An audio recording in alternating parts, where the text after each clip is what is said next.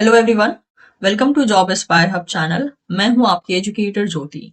आज इस वीडियो में हम बात करने वाले हैं नॉन टीचिंग पोजीशन के बारे में, जो कि परमानेंट रहने वाली है। ठीक है, ये परमानेंट पोजीशन रहने वाली है और ये रिलीज किया गया है, दैट इज फ्रॉम डीयू, जिसको कि हम दिल्ली यूनिवर्सिटी कहते हैं।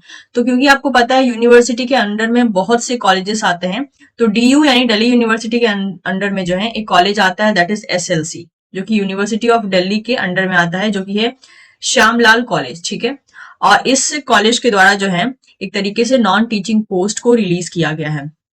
इस नॉन टीचिंग पोस्ट में जो है बहुत से अलग अलग पोस्ट दिए गए हैं। अगर आप चाहें तो टीचिंग पोस्ट पे क्लिक करके यहाँ पे अगर आप टीचिंग पोस्ट में अप्लाई करने में इंटरेस्टेड हैं और देखना चाहते हैं कि कौन कौन से पोस्ट रिलीज किए गए हैं, क्या क्या एलिजिबिलिटी है, तो आप जो है इनके वेबसाइट पे आके, जिसका लिंक मैं जो है आपको डिस्क्रिप्शन बॉक्स में दे दूंगी। ठीक है, तो इस पे आके आप क्लिक करके देख सकते हैं। फिलहाल में इस वीडियो में हम फोकस करने वाले हैं इस पे, that is non teaching position के बारे में, जो कि परमानेंट रहने वाली है। ठीक है, तो इसी वीडियो में हम सभी डिटेल्स को एक तरीके से देखने वाले हैं।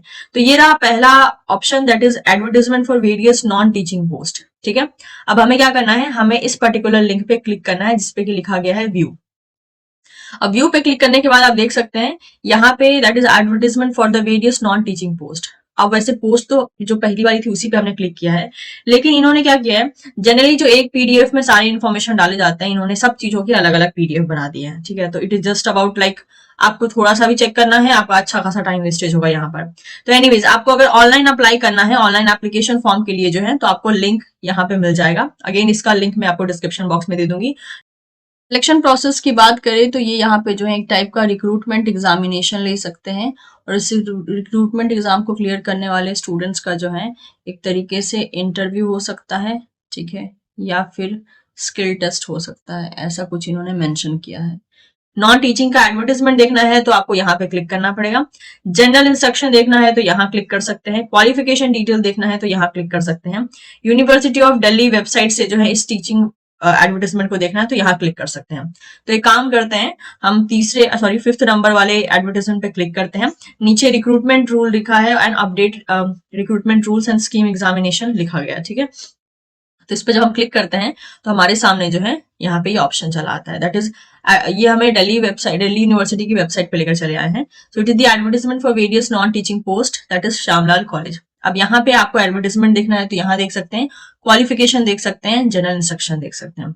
अब मैंने क्या किया है, इन तीनों पीडीएफ को जो है एक तरीके से एक काम करते हैं, डाउनलोड कर लेते हैं। ठीक है, और इन तीनों पीडीएफ को फिर एक साथ जो है मतलब कि वन बाय वन देखेंगे तो ज्यादा आसानी रहेगी, अदरवाइज हम बार बार जो है कंफ्यूज ही होते रहेंगे, क्योंकि उन्होंने हर एक चीज के लिए अलग अलग पीडीएफ डाल दिया।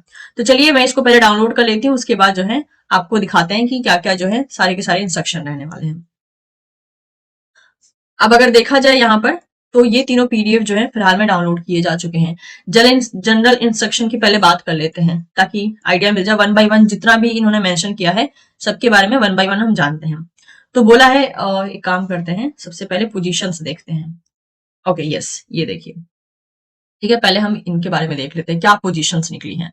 सो the application are invited from the eligible candidate from the appointment to the following non teaching post. ठीक है, तो ये नॉन टीचिंग पोस्ट रहने वाली है, देख सकते हैं आप, खुद ही इन्होंने मेंशन किया है ऑन अ परमानेंट बेसिस। ठीक है, non teaching post on permanent basis, यानी कि एक परमानेंट पोस्ट होने वाली है।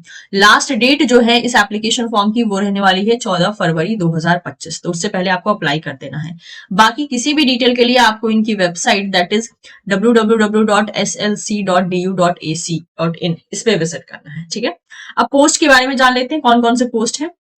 जैसे कि पहला पोस्ट है असिस्टेंट, इसका पे लेवल 4 रहने वाला है, अनरिजर्व के लिए एक सीट है और टोटल एक सीट है। ठीक है, मैक्सिमम एज लिमिट 32 हो सकती है आपकी।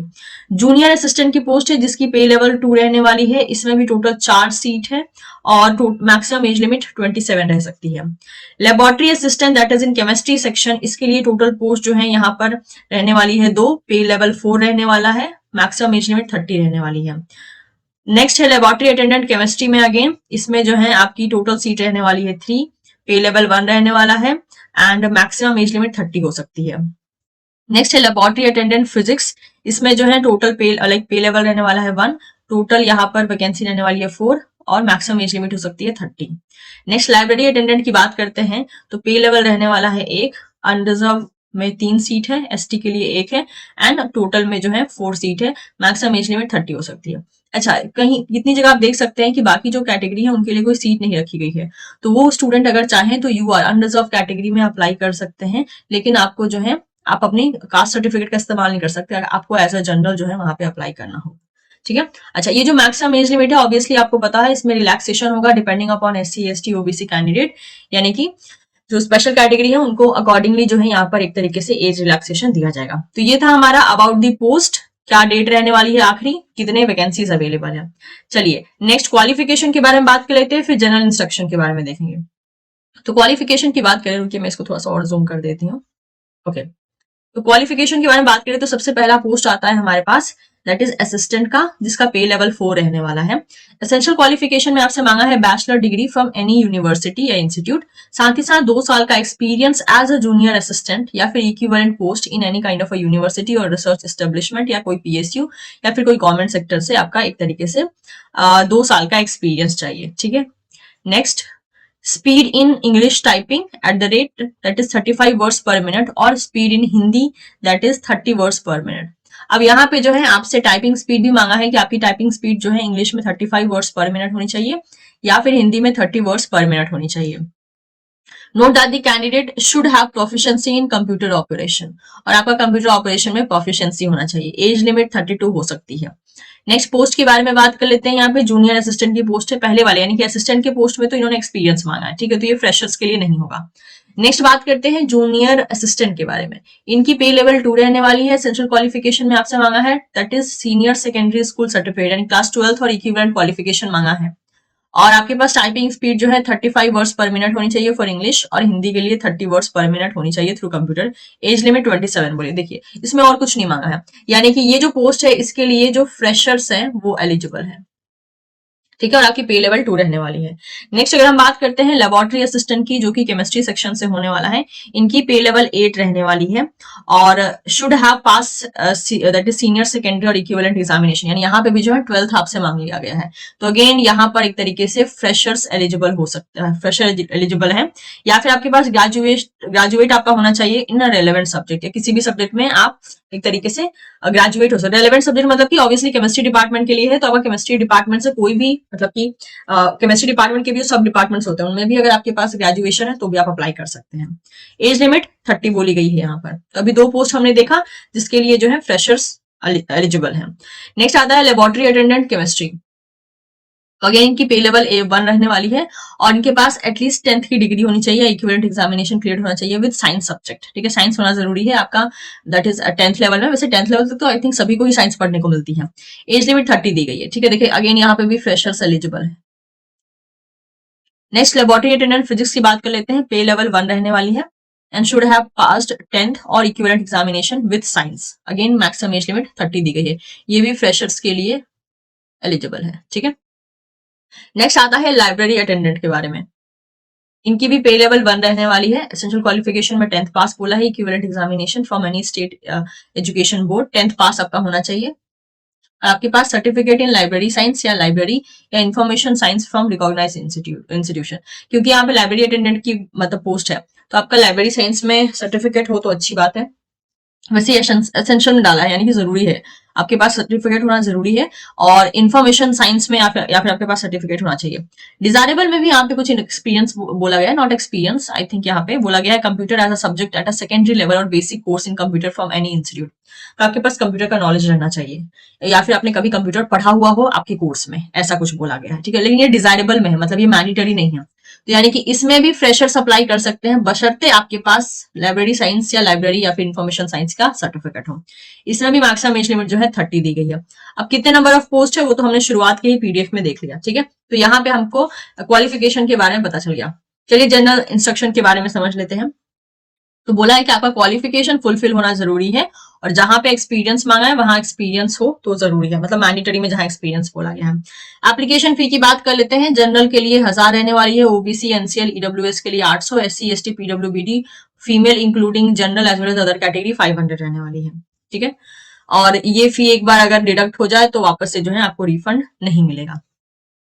अगर आप किसी और इंस्टीट्यूशन में ऑलरेडी काम कर रहे हैं तो आपको NOC प्रेजेंट करना होगा, नो ऑब्जेक्शन सर्टिफिकेट प्रेजेंट करना होगा। किसी भी गलत टाइप का इंफॉर्मेशन अगर आप अपने एप्लीकेशन फॉर्म में डालते हैं तो वो आपको डिस्क्वालीफाई करवा सकता है।